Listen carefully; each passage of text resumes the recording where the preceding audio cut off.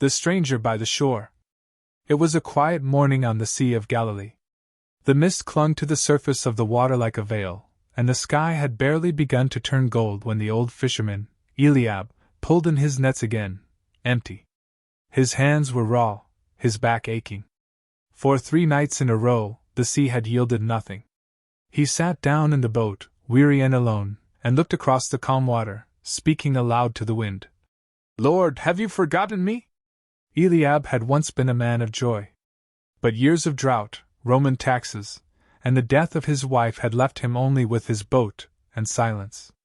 He had heard rumors of a man from Nazareth, Jesus, they said, who healed the sick and taught with authority, who fed crowds and spoke of a kingdom not built by hands. Eliab scoffed at the tales. He had no time for stories.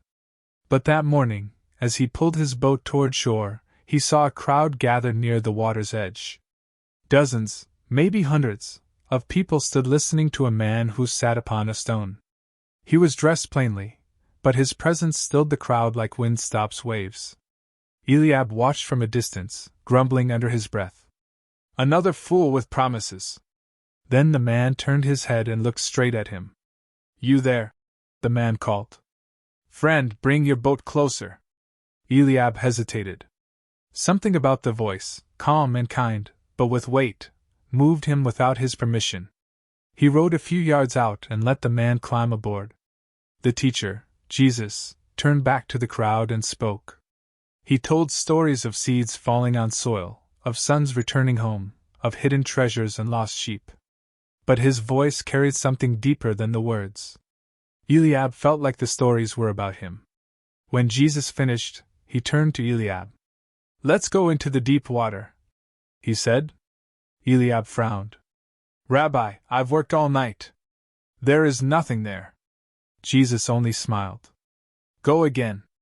Something inside Eliab stirred. He didn't understand why, but he obeyed. They rowed out into the deep. The water shimmered under the rising sun. Eliab cast his nets half-heartedly. But as soon as the ropes hit the surface, the boat jerked violently.